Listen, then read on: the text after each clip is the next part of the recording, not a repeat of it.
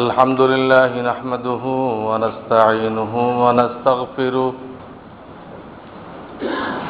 ونؤمن به ونتوكل عليه ونعوذ بالله من شرور أنفسنا ومن سيئات أعمالنا من يهده الله فلا مضل له ومن يضلل فلا هادي له ونشهد أن لا إله إلا الله وحده لا شريك له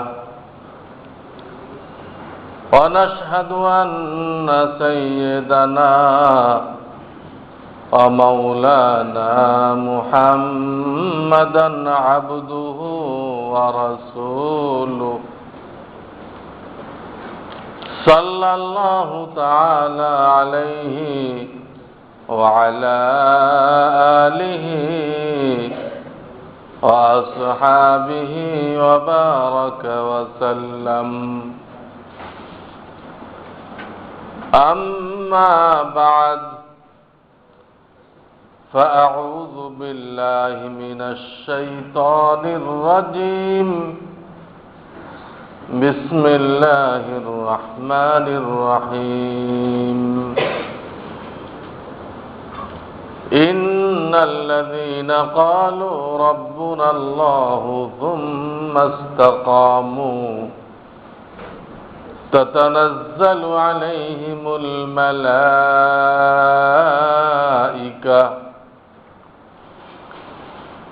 ألا تخافوا ولا تحزنوا وأبشروا بالجنة التي كنتم توعدون.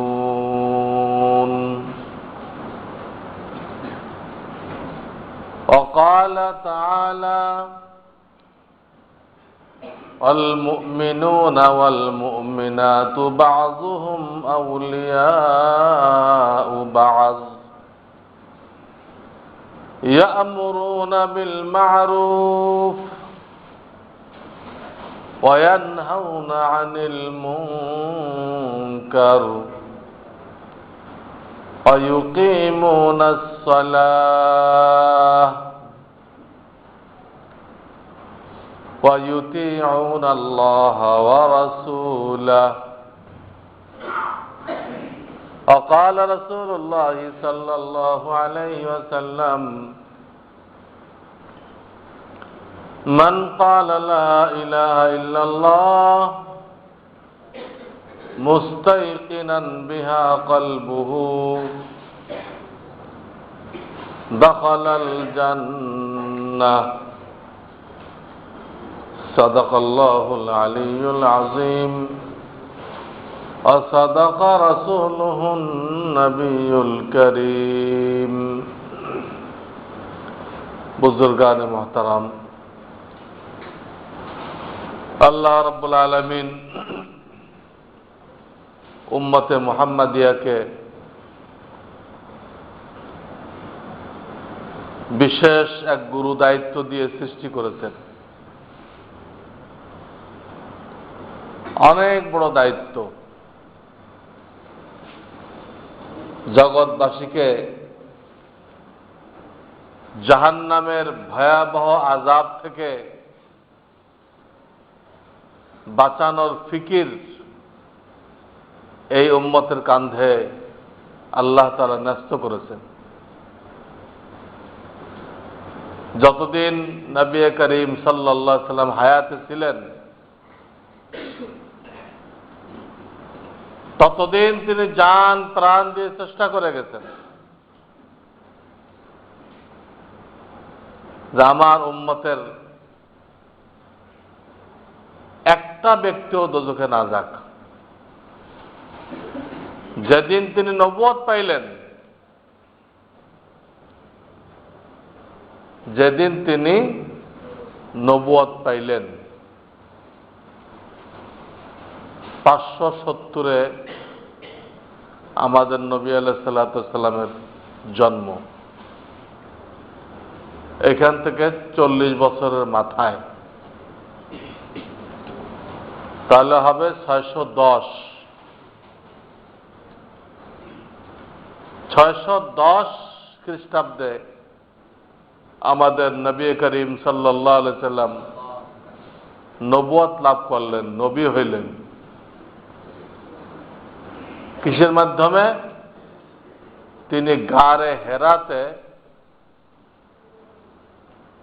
এতেকাফরত ছিলেন, আল্লাহর ধ্যানে ছিলেন। এই অবস্থায় হযরত জিবরিল আমিন আলাইহিস সালাম আসলেন। বুখারী শরীফের প্রথম পৃষ্ঠায় এই ঘটনা আছে। সেই ঘটনা বলা উদ্দেশ্য না, ওনাকে 5টা আয়াত সূরা ইকরা বিসমি রাব্বিক, 5টা আয়াত ওনাকে শিখাইলেন। এই ওনার পরে কোরআনে কারিমের নাজেল হওয়া শুরু হয়ে গেল, উনি আল্লাহর নবী হয়ে গেলেন। সেইখানটা নিয়ে 23 বছর হায়াতে ছিলেন।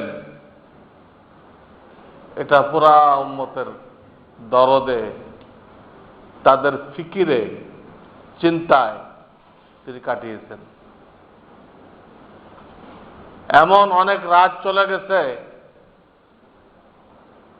সিজদায় পড়ে সবে সাদেক পর্যন্ত উম্মতের হেদায়েতের জন্য কাঁদছেন।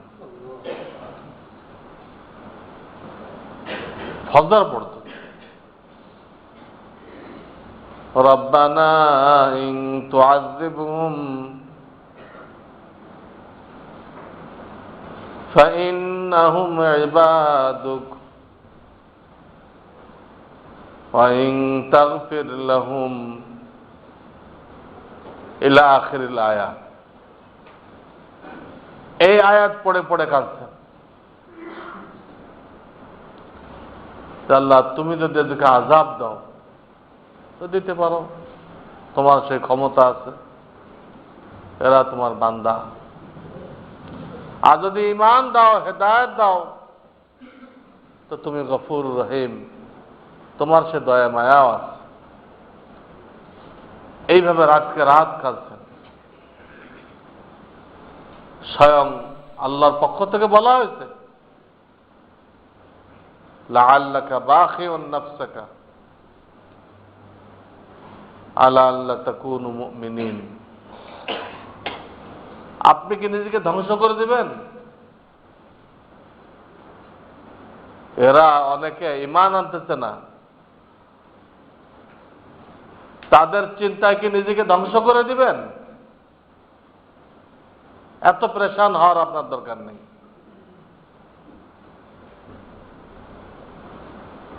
তো আল্লাহর পক্ষ থেকে ওনাকে এইভাবে থামানো হয়েছে, আপনি এত পরেশান হয়েন না, আপনি স্বাভাবিকভাবে দাওয়াত দিয়ে যান। হেদায়েত আল্লাহর কাছে। যারা হেদায়েত চায়, আল্লাহ তাদেরকে হেদায়েত দান করেন।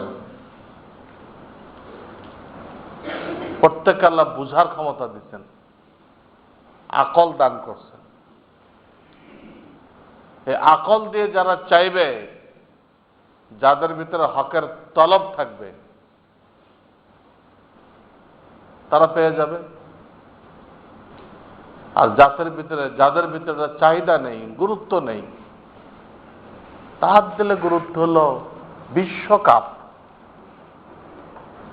বিশ্বকাপের মতো অপদার্থ জিনিসের গুরুত্ব তাদের দিলের মধ্যে আছে,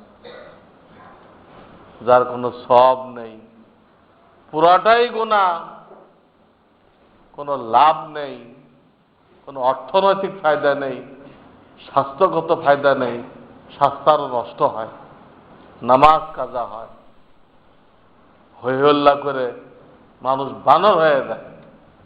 বইতে পড়ছে বানরের তো হয়েছে, তো বাকিটা নিজেই পুরাটা বানর হয়ে গেছে। গত জুমায় আমার প্রোগ্রাম ছিল, আপনাদের এখান থেকে আমি গেছি মিরপুর। সেখান থেকে প্রোগ্রাম সেরে 10:30টার দিকে রওনা হয়েছে। আজীব অবস্থা দেখলাম, আজীব অবস্থা। গাড়ি তো চলার কোনো কায়দাই ছিল না। পুরুষ মহিলা সব রাস্তায় নেমে গেছে। কে কি করবে দিশাই পাইতেছে না। আগের তেরো লম্বা লম্বা বাঁশি মনে কিনে রাখছিল, এই লে বাঁশি বাজাইতেছে, কেউ আগুন জ্বালাইতেছে, কেউ লাফ দিয়ে গাড়ির উপরে পড়তেছে, পুরা পাগল হয়ে গেছে, একদম পাগল হয়ে গেছে, হেদায়েত জ্ঞান হারাই ফেলছে। কি জিনিস, জিনিসটা কি? এর কোন হাকিকত আমাদের মাথায় ঢোকে নেই। কি তো দেখার কি আছে, শোনার কি আছে, এতে লাফানোর কি আছে? অথচ ইংরেজরা এটাকে এমন ভাবে দুনিয়ার সামনে পেশ করছে যে এর উপরে মনে কোনো কর্মকাণ্ড আর আল্লাহর জমিন আবিষ্কার হয়নি, এমন ভাবে পেশ করা হয়েছে। অথচ আল্লাহর কিতাবে নিকৃষ্ট কাজ এইভাবে মহিলাদের নেমে আসা, তাদের বাড়িতে বের হওয়া নিষেধ, এরাও চিল্লানোর জন্য বের হয়েছে। তো বলতেছিলাম, যাদের দিলের মধ্যে তলব থাকবে, হকের চাহিদা থাকবে, তাহলে আমি তোমার রাস্তা চাই, জাহান্নাম থেকে বাঁচতে চাই, কোরআন আসছে, আল্লাহ তাদের জন্য হেদায়েতের ফয়সালা করবে। আর যাদের এটা নেই, এদেরকে আল্লাহ তাআলা জবরদস্তি কোনো হেদায়েত দিবেন না, এমন কোনো ঠেকা নেই। আপনার ভিতরে চাহিদা থাকতে হবে। আপনি জান্নাতে যাবেন কিনা আপনার ফয়সালা করতে হবে। আমি জান্নাতে যাব, আল্লাহ জান্নাত চাই, আমি আল্লাহর দিদার চাই, এর জন্য পাগল পারা হইতে হবে। এর জন্য পাগল পারা হইলে আল্লাহ অবশ্যই তার হেদায়েতের ফয়সালা করবে, তা না হলে পাওয়া যাবে না। হেদায়েত বহু মূল্যবান জিনিস, এর উপরে মূল্যবান জিনিস নেই, কিন্তু আল্লাহ তার দিলের চাহিদার উপরে বরাদ্দ করবে। হুজুর চাচা পায় নাই, চাচায় পায় নাই, ওয়াহশী পেয়ে গেছে। সাইয়্যিদুশ শুহাদা, শহীদদের মধ্যে যিনি সর্দার, হামজা রাদিয়াল্লাহু তাআলা আনহু, এই হামজা রাদিয়াল্লাহু তাআলা রাসূলের চাচা, তাকে যে শহীদ করলো, সে হেদায়েত পেয়ে গেল, তার নাম ওয়াহশ। তার বাপে তার এই নাম রাখছে ওয়াহশ। এর শাব্দিক অর্থ হলো জঙ্গলি জানোয়ার, এর শাব্দিক অর্থে এ হেদায়েত পেয়ে গেল। এর দিলের মধ্যে তলব সৃষ্টি হয়েছে, আল্লাহ রসুল তার ইসলাম কবুল করছে। শুধু এতটুকু বলেছেন যে তুমি একটু দূরে থেকো, বারবার আমার সামনে পড়ো না, আমার চাচার কথা মনে পড়বে, আমি দুঃখ পাইব, এটা তোমার জন্য ক্ষতিকর হইতে পারে। কিনারে থাকতে বলছেন, সাইড হয়ে থাকতে বলছেন। ইসলাম তো কবুল করছে, যেহেতু তার দিলের মধ্যে এক পর্যায়ে যায় তলব সৃষ্টি হয়ে গেছিল না, এটি তো ঠিক, এবং সেই ভুলের কাফারাও করছে। এমন তলব সৃষ্টি হয়েছিল, সে আল্লাহর কাছে কাঁদছে, আল্লাহ আমি এত বড় ক্ষতি করছি, ইসলামের এত বড় মুজাহিদকে শহীদ করে দিচ্ছি আমি। ইসলাম আনার সাথে সাথে কিন্তু মাফ হয়ে গেছে। মানুষ যত বড় গুনাহ করুক, ইসলাম গ্রহণ করে, পিছনে সব মাফ হয়ে যায়, তো মাফ হয়ে গেছে। কিন্তু দিলে ব্যথা, আল্লাহ মাফ তো হয়ে গেছে, কিন্তু আমি যে এত বড় ক্ষতি করলাম, রসুলের চাচাকে শহীদ করে দিলাম, তুমি আমাকে দিয়ে এমন একটা কাজ করাও যেটা এর একটা বিপরীতে দাঁড়াইতে পারে, আমি একটা ক্ষতিও করছি, একটা উপকারও করছি, একটা ব্যালেন্স যাতে আমি জীবনে করতে পারি, এই ব্যবস্থা করে দাও। তা আল্লাহর কাছে যে যেভাবে চায় আল্লাহ তার জন্য ফয়সালা করে। নবী আলাইহিস সালাম ইন্তেকালের পরে এক লোক নবুয়তের দাবি করল, তার নাম মুসাইলামা। হ্যাঁ, তার উম্মত আযান শুরু করে দিল, আশহাদু আন্না মুসাইলামা রাসূলুল্লাহ। পুরো আযান ঠিক আছে, আমরা কই আশহাদু আন্না মুহাম্মাদুর রাসূলুল্লাহ, ওরা আশহাদু আন্না মুসাইলামা রাসূলুল্লাহ। তখন সাহাবায়ে কেরামের পরামর্শ হলো কি করা যায়, নতুন নবী দাবি করছে, এইবারে কোরআনের আয়াত আছে আমাদের নবী সাল্লাল্লাহু আলাইহি ওয়াসাল্লামের পরে আর কোন নবী আসবে না, অসংখ্য হাদিস আছে। এবারে সাহাবীদের ইজমা হয়ে গেল, মানে এই লোককে সুযোগ দেওয়া যায় না, এর বিরুদ্ধে যুদ্ধ করতে হবে, যুদ্ধ করতে। হযরত আবু বকর সিদ্দিক রাদিয়াল্লাহু আনহু লস্কর পাঠাইলেন, সেই লস্করের সাথে ওয়াহশী গেল। সে একটাই ফিক্রে ছিল যে ওই মুসাইলামাকে দেখতে পারলে হয়, আমার জান থাকুক আর না থাকুক ওর পর হামলা করে দিব। আল্লাহ যা দোয়া করছে আল্লাহ কবুল করছে। এক ফাঁকে এই মুসাইলামাকে দেখতে পারছে, সে ঝাঁপায় পড়ছে, মুসাইলামা শেষ, যুদ্ধে মুসলমানদের জয়লাভ হয়ে গেল। হ্যাঁ, আল্লাহর দুশমন খতম হয়ে গেল। আর আমাদের জামানার মুসাইলামা হলো এই গোলাম আহমদ কাদিয়ানী, নবুয়তের দাবি করছে। যাই হোক, আল্লাহ রসুল উম্মতের দরদ নিয়ে সারাটা জীবন কাটায় গেছেন। রাসূলুল্লাহ সাল্লাল্লাহু আলাইহি ওয়াসাল্লামের ইন্তেকালে পরে সাহাবায়ে কেরাম উম্মতের দরদ নিয়ে তারা জিন্দেগি পার করে গেছেন। উম্মতের দরদের কারণেই তারা দুনিয়ায় ছড়ায় পড়ছিল, সারা দুনিয়াতে ছড়ায় পড়ছে। প্রত্যেকের বাড়ি ঘর ছিল, আনসারীদের জমাজমি ছিল, মুহাজিরদের ব্যবসা বাণিজ্য ছিল। এই সব ছেড়ে উম্মতকে, রাসূলের উম্মতকে জাহান্নাম থেকে বাঁচানোর জন্য দুনিয়ায় ছড়ায় পড়ছে। আজকে তাদের কবর দুনিয়ার বিভিন্ন প্রান্তে ছড়াই ছিটাই রয়েছে। এইভাবে প্রত্যেক যুগে দেখা যেতেছে আল্লাহ রসুলের দিলের মধ্যে যে দরদ ছিল, এই দরদ যারা পাইছে, এই দরদের মিরাস তারা আর বসে থাকতে পারে নাই, তারা বসে থাকতে পারে নাই। তারা অবশ্যই দিনের জন্য সময় বের করছে, নিজের দিন শিখছে, আর এই দিনটা দুনিয়াবাসীর কাছে পৌঁছানোর জন্য জান মালের কুরবানি পেশ করছে। যার দিলে রাসূলের ব্যথার মিরাস আছে, সেটা করতে বাধ্য হয়েছে।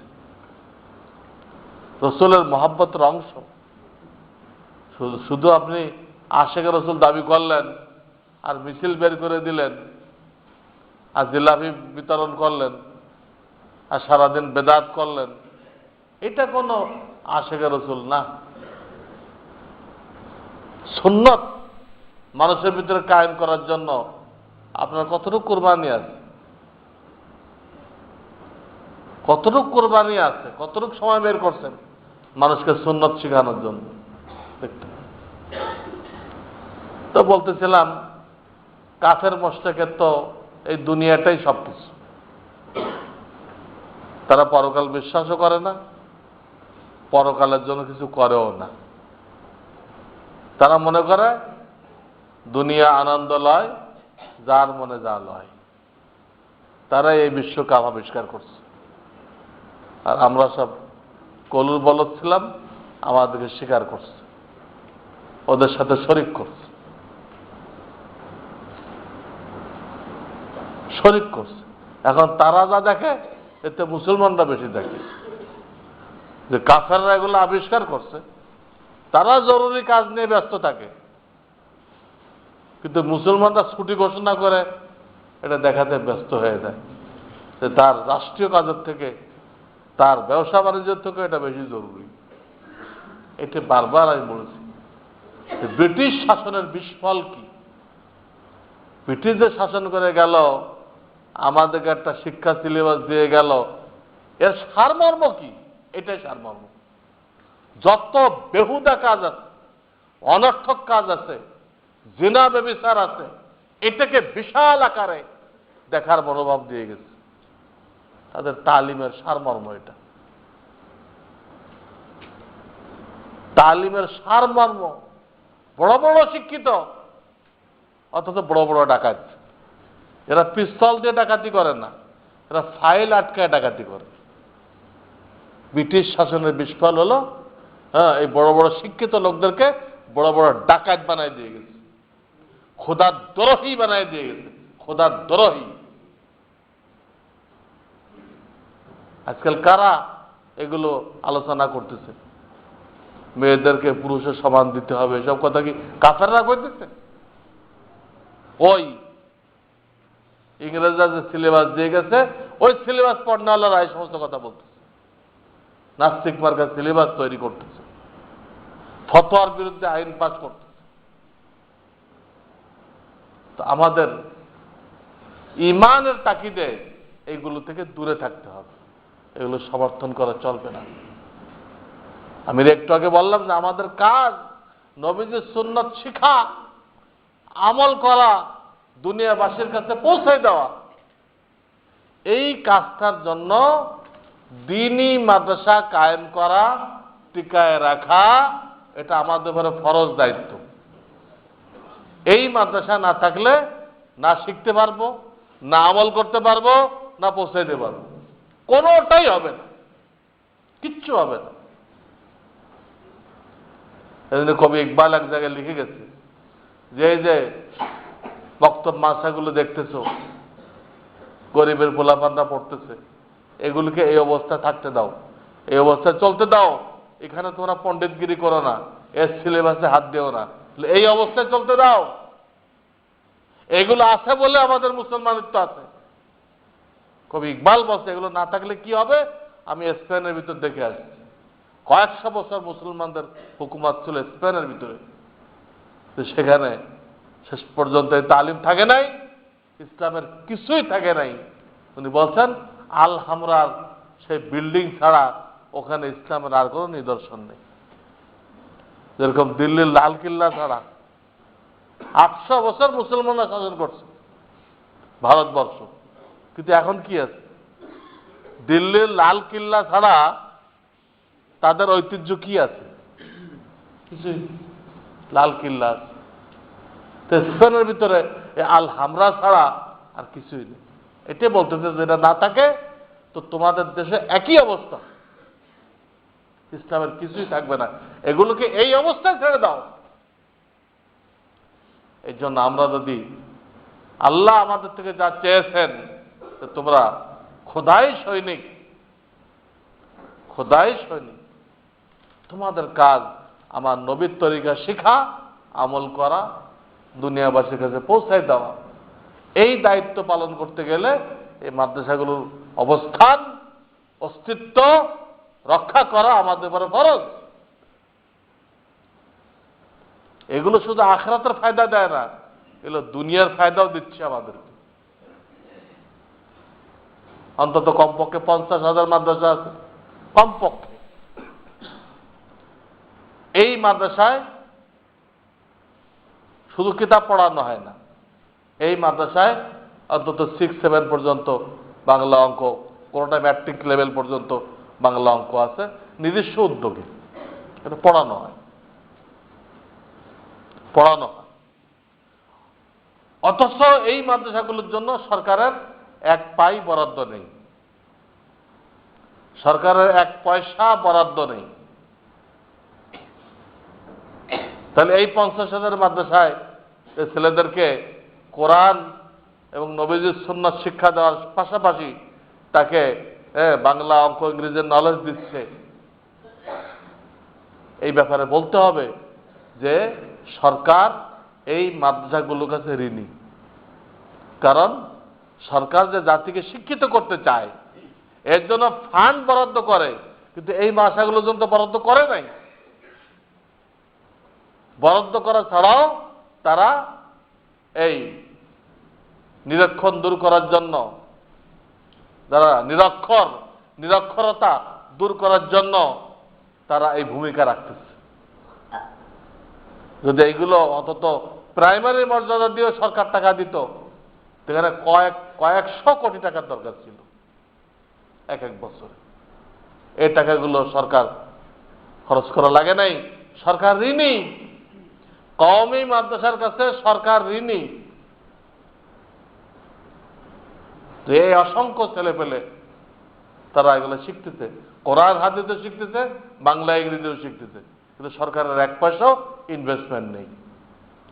অপরদিকে এই ছেলে পেলেগুলো বহু দেশে বিদেশে ছড়াই পড়তেছে।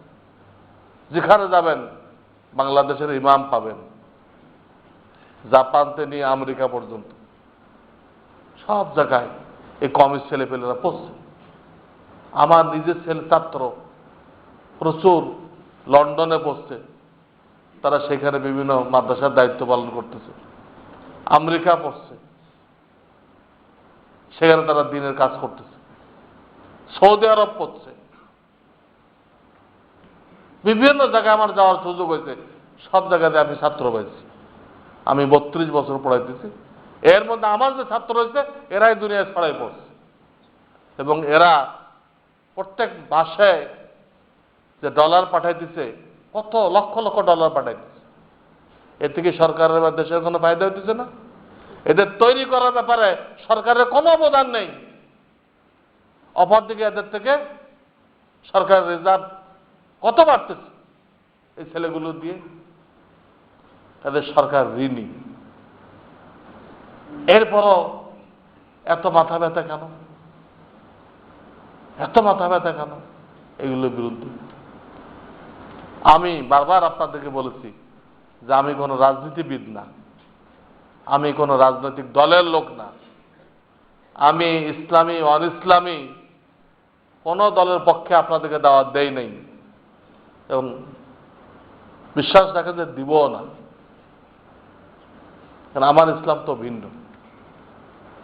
আমি মনে করি ইসলাম দাওয়াতের দ্বারা কায়েম হবে। ইসলাম দাওয়াতের দ্বারা কায়েম হবে, মিছিলের দ্বারা কায়েম হবে না। তো এই জন্য আমার থেকে ওই আশঙ্কা করবেন না হুজুর কোন দলের কথা বলে, রাজনীতিবিদ না। কিন্তু ইসলাম রক্ষা করার জন্য কিছু কথা আমাকে বলতে হয়। গতকাল জনকণ্ঠ পত্রিকা কাফেরদের, ইসলামের দুশ্মনদের মুখপত্র এইগুলো, প্রথম আলো, জনকণ্ঠ, সব দুশ্মনদের মুখপত্র। এই জনকণ্ঠওয়ালা লিখছে যে বিশ্ব ব্যাংক নাকি সুপারিশ করছে আমাদের গভর্নমেন্টের কাছে। কি সুপারিশ করছে?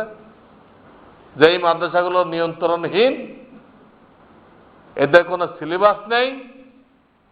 এদের কি সিলেবাস আছে? এরা জেহাদি বই পড়ায় আর মওদুদির জীবনী পড়ায়। আমি অনুরোধ জানাবো আপনাদের কাছে যে আপনারা কিছু লোক যান, যে বলেন যে তোমরা কোন কমই লিখছি, কিন্তু কমই আলিয়া লেখে নাই, কমই লিখছি। কোন কমই মাদ্রাসায় মওদুদি সাহেবের জীবনী পড়ায়? একটা কমই মাদ্রাসা দেখাও। তোমরা এই ধরনের মিথ্যার বেশ্যাতি করো কেন? এদেশের লোক কি সব মারা গেছে? জিজ্ঞাসা করেন। লিখছে জেহাদি বই পড়ায়। জেহাদ তো কোরআন আছে, জেহাদ তো হাদিসে আছে। কাফেররা দিয়ে ইসলাম মিটাই দিতে আসে, আমরা কি হাত বেঁধে দাঁড়িয়ে থাকবো? আমরা জেহাদ করব। কাফেররা যদি আমাদের খতম করতে আসে, আল্লাহ আমাদের হাত দিছে। হ্যাঁ, আফগানিস্তানে জিহাদ করতেছে না? তারা করতে বাধ্য হয়েছে, কারণ তাদের দেশের ভিতরে কাফের বাহিনী ঢুকে গেছে।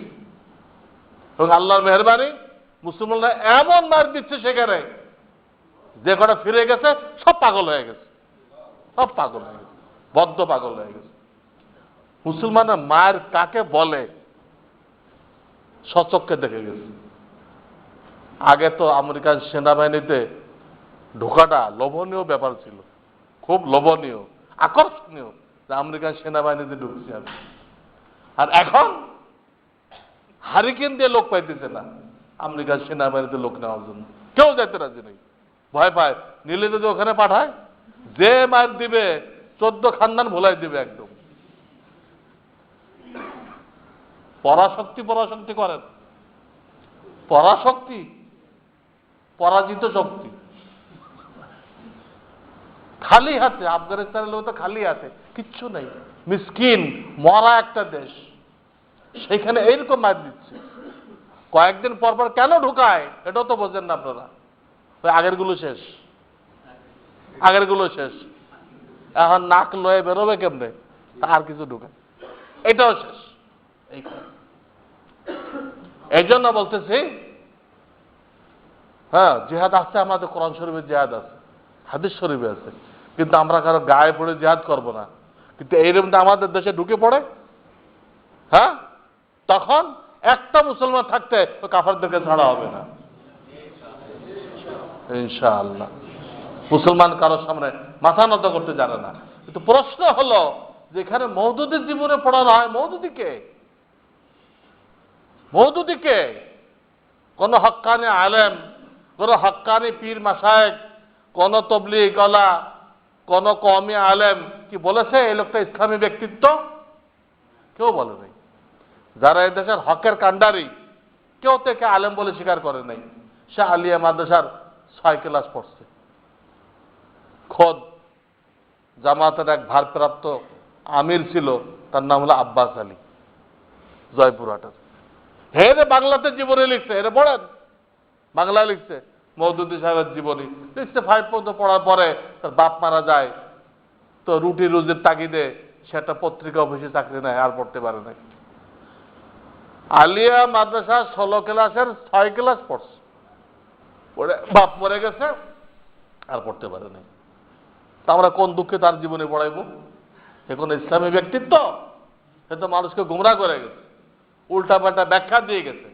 এখন যারা জাকির নায়েক গুমরা করতেছে, জাকির নায়েক হলো বর্তমান জামানার মওদুদি, বর্তমান জামানার যেমন মওদুদি হলো জাকির নায়েক। উল্টা পাল্টা ফতোয়া দিয়ে সব মানুষ গুমরা করতেছে। একটা পত্রিকা আমার লেখা যাবে, তার নাম হলো আদর্শ নারী, ওখানে আমি লেখা জমা দিয়েছি এই সংখ্যায়। দর্শে তাফসির আমার লেখা যাবে, ওখানে আমি এই সংখ্যায় 8টা ভিন্ন লেখাও দিচ্ছি। এই জাকির নায়েক কে, এর এলেম কালাম কি আছে, কিসের তালিম দিচ্ছে, আমি লেখা জমা দিচ্ছি। আপনারা সামনের মাসে এপ্রিলে খোঁজ করেন, সব বলে দিচ্ছি। কারণ দেশের আলেমরা ওর সম্পর্কে জানে না, কেউ কিছু বলতেছে না। এদিক দেশে মানুষ গুমরা করে ফেলতেছে, উল্টা পাল্টা ফতোয়া দিয়ে, জানে না কিছু। এলো ডাক্তার, ফতোয়া করতে দিবে, হলো ডাক্তার, ফতোয়া করতে দিবে। একজন প্রশ্ন করছে যে পুরুষের সতর কতটুকু, তো পরিষ্কার নাভি থেকে হাঁটু পর্যন্ত। তো সে জবাব দিছে পুরুষের সতর হলো নাভি থেকে, হ্যাঁ, পুরুষাঙ্গের গোড়া পর্যন্ত। কি হলো? নাভি থেকে পুরুষাঙ্গের গোড়া পর্যন্ত সতর, আর বাকি পুরুষাঙ্গ হাত রান, এটা কোনো সতর না, বুঝলেন? আমি যদি প্রেসক্রিপশন লিখি তো এরমই তো লিখবো, যদি আমি ডাক্তার না। আর ও ডাক্তার হয়ে ফতোয়া দিচ্ছে, কইবে যে নাভি থেকে হাঁটু পর্যন্ত, হে লিখছে এটা। কোরআন শরীফে আছে গিলমান, আল্লাহ গিলমান দিবেন জান্নাতে। কাফেরদের যে মাসুম বাচ্চা মারা গেছে, জান্নাতীদের খাদেম হবে।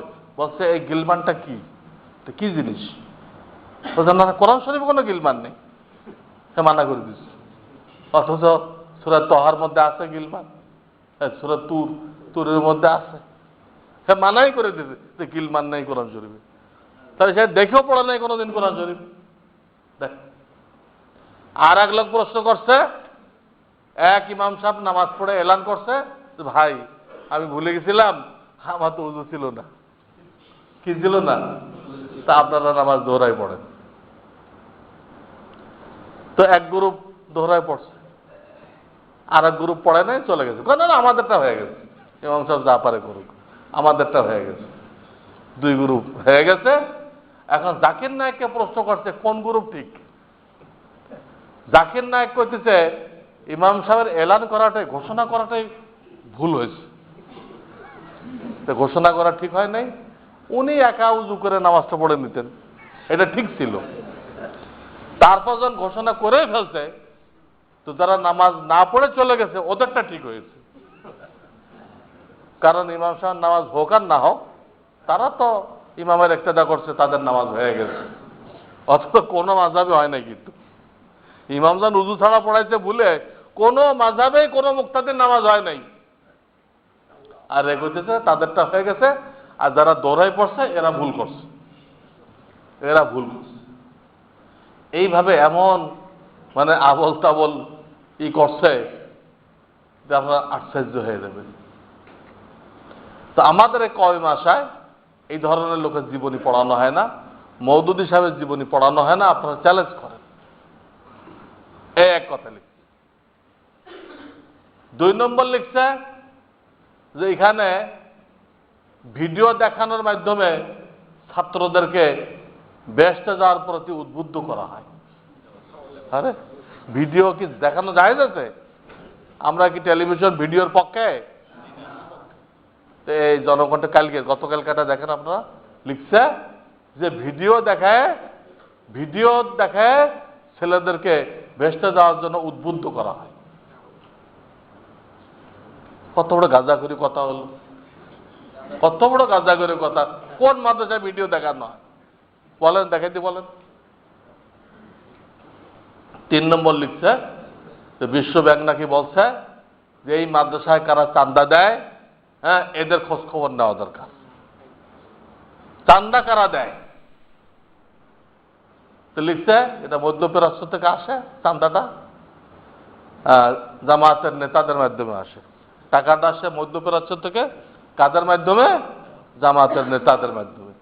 আরে জামায়াত আল্লাহ কি কওমি মাদ্রাসা চালায়? কোন জামায়াত আল্লাহ কি কওমি চালায়? তারা তো চালায় আলিয়ায়। কওমি কেউ তো মওদুদুল ইসলাম গ্রহণ করবে না। মওদুদুল ইসলাম তো কওমি মাদ্রাসায় চলে না। এখানে পারদর্শী আলেম বানানো হয়, তারা মদিনার ইসলাম ছাড়া কোনো ইসলাম মানে না। জামাতকে এটা চালাইব? তারা চালায় আলিয়া, যেখানে কোনো এলেম নেই। ওদেরকে সহজে মওদুদীপন্থী বানানো যায়, যেখানে পরীক্ষার সময় বস্তা বস্তা নকল পাওয়া যায়। না দুনিয়া শেখে না আখেরাত শেখে। আলিয়া পড়লে না দুনিয়া হয় না আখেরাত। আমরা তো আলহামদুলিল্লাহ কওমি যারা চালে আমরা 100% সাকসেসফুল। এই জন্য যে আমরা এটা পড়ছিলাম কি জন্য? যে আমরা আল্লাহর গোলামি করব, মানুষকে আল্লাহর গোলামের দাওয়াত দিব, এই নিয়তে পড়ছি, পাক্কা নিয়ত আমাদের। তা আমরা এই কাজগুলো করতেছি কিনা? করতেছি কিনা? যে নিয়তে পড়ছিলাম যে আল্লাহ রসুলের গোলামি করব, দুনিয়ার মানুষকে একটা শিক্ষা দিব, এই ব্যাপারে আমরা 100% কামিয়াব। এখানে কোনো লোক বেকার নেই। কিন্তু সরকার যেগুলো চালায় এরা কামিয়াব হয় নাই। ওরা পড়ছিল যে এই লাইন পড়লে সরকারি চাকরি পাওয়া যাবে, একটা সম্মানজনক চাকরি পাওয়া যাবে, বড় অঙ্কের টাকা পাবো, সুখী জীবন যাপন করবো, এই নিয়েতে তারা পড়ছিল। কিন্তু সরকার কি সব লোকের চাকরি দিতে পারছে? পারেনি। তাহলে সরকার বেকার তৈরি করতেছে। কোন কওমি মাদ্রাসা বেকার তৈরি করে না। সরকার কি তৈরি করতেছে? লক্ষ লক্ষ বেকার তৈরি করতেছে। হ্যাঁ, তাদেরকে ডিগ্রি দিচ্ছে পড়াশোনার, কিন্তু কোনো চাকরি দিতে পারতেছে না। আবার করতেছে কওমি ভাষায় বেকার তৈরি হয়। তারা যে বেকার তৈরি করতেছে এটা যাতে কেউ না উঠায়, এটা যে ঢাকা থাকে ওটা ঢেকে রাখার জন্য খালি চিল্লাইতে আছে, এই কওমি ভাষাটা ঠিক করো, সিলেবাস ঠিক করো, এখানে বেকার তৈরি হয়। কোথায় দেখলেন বেকার তৈরি হয়? কোনো বেকার নেই এখানে। বেকার তো তোমরা তৈরি করতেছো। এত ছাত্র পাশ করে দিচ্ছ, এতে কোনো চাকরি নেই, তারা বেকার হয়ে গেল। নিজেরা বেকার তৈরি করে এইটাকে ঢাকার জন্য উদুর পিণ্ডি বুদুর ঘাড়ে চাপাই দিচ্ছে। কোনো বেকার নেই আমাদের এখানে। কিন্তু এই যে একটা কথা আছে, মধ্যপ্রাচ্যতে টাকা আসে, জামায়াতের নেতাদের মাধ্যমে আসে, একদম ভুয়া কথা। এই দেশের কয় মাসেগুলো আপনাদের টাকায় চলে, কোনো মধ্যপ্রাচ্যের টাকা নেই। একটা রসিদ ত্যাগ করেন। আমি আমার মাদ্রাসা জামিয়া রহমানা সম্পর্কে আপনাদেরকে দাওয়াত দিচ্ছি, একটা পাতা ত্যাগ করেন, সব এই দেশের মানুষের নাম, এদের ঠিকানা। আর হ্যাঁ লিখে দিল কি, ওখান থেকে আসে, জামাতের নেতাদের মাধ্যমে আসে। যা লিখছে সবগুলো গাঁজাগরি কথা লিখছে। না মওদুদের জীবনী পড়ানো হয়, না ভিডিও দেখায় বেহেশতে যাওয়ার কথা বলা হয়, না জামাতের নেতাদের মাধ্যমে টাকা আনা হয়, আপনাদের থেকে নেওয়া হয়। আমি প্রত্যেক রমজানে আপনাদের কাছে চাই, কুরবানির সময় চাই, আমার অন্য হুজুরা চায়, এটা দিয়ে চলে, এই দেশের টাকা দিয়ে চলে। আমার প্রশ্ন হলো যে কাফেরদের টাকায় এদেশে খ্রিস্টান বানানো হয়েছে, এটা নিয়ে কারো কোনো মাথা ব্যথা নেই। বাংলাদেশ যখন হয় ৭১-এ, তখন খ্রিস্টানদের সংখ্যা ছিল ৬ লক্ষ। ৬ লক্ষ। এখন বাংলাদেশে খ্রিস্টানের সংখ্যা ১ কোটি। এটা কি এমনি হয়েছে? বিদেশ থেকে এনজিওরা কোটি কোটি টাকা এগুলো ব্যয় করে করে তারা মানুষের ইমান কিনছে। কিছু হিন্দু বিন্দু আছে, কিন্তু মুসলমান আছে অনেক। বিভিন্ন বর্ডার এলাকা দিয়ে ধরে মাদ্রাসা নেই, আলেম ওলামা নেই, ওইসব জায়গা থেকে তারা মুসলমানদের ইমান খরিদ করছে, করে ৬ লক্ষ থেকে আজকে খ্রিস্টানের সংখ্যা হলো ১ কোটি। এইভাবে তারা বাড়াইতে পারলে এক সময় খ্রিস্টান দেশ দাবি করে বসবে। যেমন নাকি ইন্দোনেশিয়ায় পূর্ব তিমুর স্বাধীন করতে বাধ্য হয়েছে, খ্রিস্টান রাজ্য হয়ে গেছে। আমাদের এরকম এই পাহাড়ি সন্তুল আর মা ওদের দাঁড়ায় যায়, আমি স্বাধীন রাষ্ট্র, স্বাধীন হয়ে যাবে, স্বাধীন হয়ে যাবে। এইভাবে আমাদের নেতাদের এতটুকু মাথা নেই যে আমরা যে চুক্তিগুলো করতেছি দেখি দেশের সার্বভৌমত্ব রক্ষা করবে না দ্বিখণ্ডিত করবে, একটু বোঝার মতো মাথাও নেই। চুক্তি করে দিল, চুক্তি করে শান্তি পুরস্কারের আশা করতেছি। শান্তি পুরস্কার ইউনেস্কো দিল কেন? আমার দিতে হবে, আমি এই কাজটা করছি, বাংলাদেশকে 2 খণ্ড করছি, আমার দেয় নাই কেন? এই হলো আমাদের নেতাদের মাথা। আল্লাহ হেফাজত করুক। আমার বলার উদ্দেশ্য এটা যে আমাদের ঈমান রক্ষা করার স্বার্থে এই সমস্ত কুফরি কাজ থেকে দূরে থাকতে হবে। যারা রাষ্ট্রদ্রোহী তাদের শাস্তি কি বলেন? যারা রাষ্ট্রদ্রোহী তাদের শাস্তি কি? মৃত্যুদণ্ড। তা আল্লাহর কোন রাষ্ট্র আছে কিনা? না সব আমাদের নেতাদের? আল্লাহর আছে কিনা? তা আল্লাহর কোরআনের বিরুদ্ধে যদি কেউ আইন পাশ করে, আল্লাহর কোরআনের বিরুদ্ধে যদি কেউ আইন পাশ করে আর সেটা কেউ সমর্থন করে, সে রাষ্ট্রদ্রোহী হবে কিনা? আল্লাহর রাষ্ট্রের রাষ্ট্রদ্রোহী হবে, ঠিক কিনা? তার জন্য মৃত্যুদণ্ড নির্ধারিত, তাদের জন্য মৃত্যুদণ্ড নির্ধারিত। পিছনে তাকান, আল্লাহ ফেরাউনকে মৃত্যুদণ্ড দিছে কিনা? হামানকে দিছে কিনা? কারুনকে দিছে কিনা? এখনো জমিনে কাটতেছে। সাদ্দাতকে দিছে কিনা? প্রত্যেকে মৃত্যুদণ্ড দিতেছে। মক্কার যে লিডার ছিল আবু জাহাল, তাকে বদরের ময়দানে আল্লাহ মৃত্যু দণ্ড দিছে। পিছনে বড় বড় কাফের যারা আল্লাহর রাষ্ট্রের রাষ্ট্রদ্রোহী ছিল, সবগুলোকে আল্লাহ তাআলা মৃত্যুদণ্ড দিচ্ছেন। এবং আল্লাহর এই বিধান কিয়ামত পর্যন্ত চলতে থাকবে। এখনো যারা কোরআনের বিরুদ্ধে আইন করতে চায় এবং যারা সমর্থন করে, তারা সব আল্লাহর দরবারে রাষ্ট্রদ্রোহী। এদের প্রত্যেকে প্রস্তুত থাকতে হবে যে কোনো সময় আল্লাহ এদেরকে মৃত্যুদণ্ড দিবে। এরা বাঁচতে পারবে না, দিবেই দিবে। এটা আল্লাহর আইন। তোমরা আইন বানাইছো, তোমাদের ছোট ছোট দেশ, এখানে রাষ্ট্রদ্রোহী হলে মৃত্যুদণ্ড দাও, আর আমি এত বড় বিশাল পৃথিবীর মালিক, আমার রাষ্ট্রদ্রোহী হলে তাকে ছেড়ে দিব আমি? এদিকে বলেন তৈরি থাকো, হয় তওবা করো আর না মৃত্যুদণ্ডের জন্য তৈরি থাকো। কাজে আল্লাহর হস্তে আমাদের ঈমান রক্ষা করার স্বার্থে আমরা এই ধরনের জিনিসকে কখনো সমর্থন করব না। রাজি আছি আমরা? আল্লাহ আমাদেরকে এই ঈমান বিধ্বংসী কাজের থেকে বেঁচে থাকার তৌফিক দান করুন। ওয়া আখিরু দাওয়ানা আনিল হামদুলিল্লাহি রাব্বিল আলামিন।